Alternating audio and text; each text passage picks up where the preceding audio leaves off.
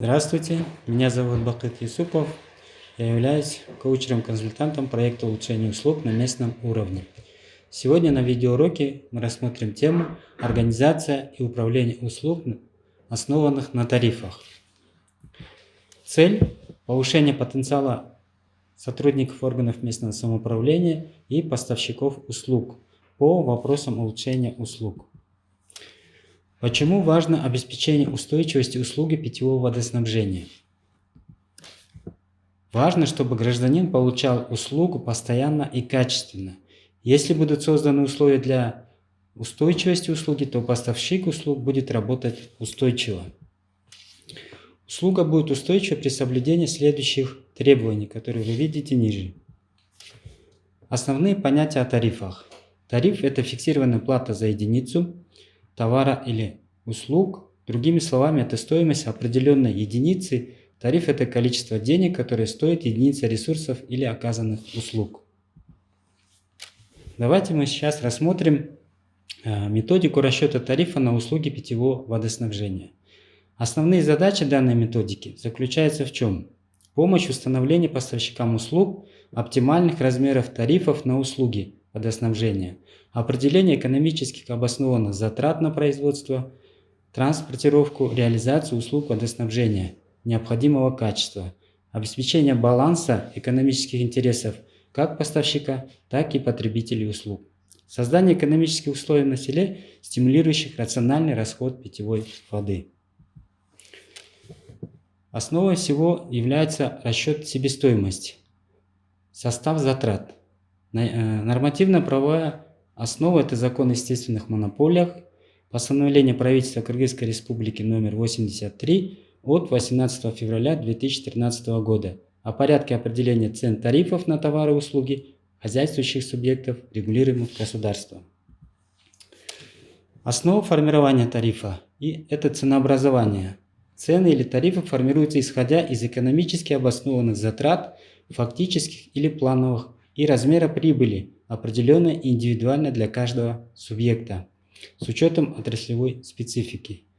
Установленная или согласованная цена или тариф является единой для всех категорий потребителей.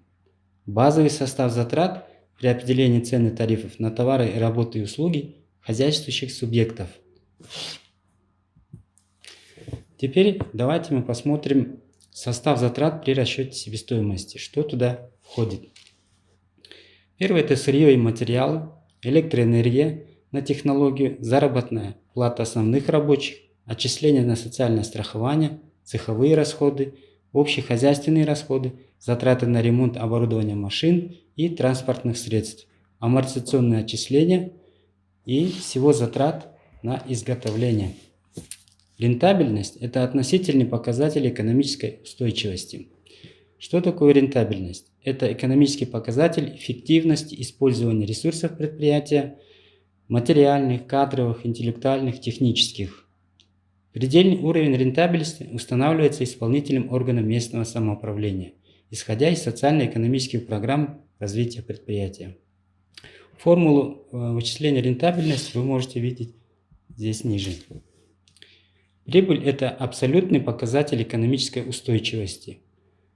И эта прибыль, куда и как она должна распределяться. Первое – это увеличение имущества предприятия, которое увеличивает капиталовложение. Второе – это потребительские нужды или социальные нужды. В этой методике есть практическая формула, которая сделана в Excel и включает в себя следующие расчеты. Расчет объема реализации услуг водоснабжения, расчет себестоимости услуг водоснабжения, расчет затрат на электроэнергию, расчет затрат на материалы или химреагенты, расчет амортизационных отчислений основных средств, расчет затрат на ремонт и техническое обслуживание, расчет фонда заработной платы, расчет общих хозяйственных расходов, расчет цеховых расходов, расчет годовых отчислений и налоговые республиканские и местные бюджеты, расчет средств по обеспечению работников средствами индивидуальной защиты, спецодежды, инвентаря и спецпитанием, производственная программа поставщика услуг водоснабжения, тарифы на услуги водоснабжения. Также тарифы должны быть утверждены Для того, чтобы утвердить тариф, нужно пройти несколько этапов. Это общественные слушания по тарифам для обсуждения с населением. Второе – это согласование тарифа с антимонопольным комитетом. Третье – это утверждение тарифа в аильных кемешах. Для того, чтобы согласовать тарифы в антимонопольном комитете, вам необходимо для согласования следующие документы.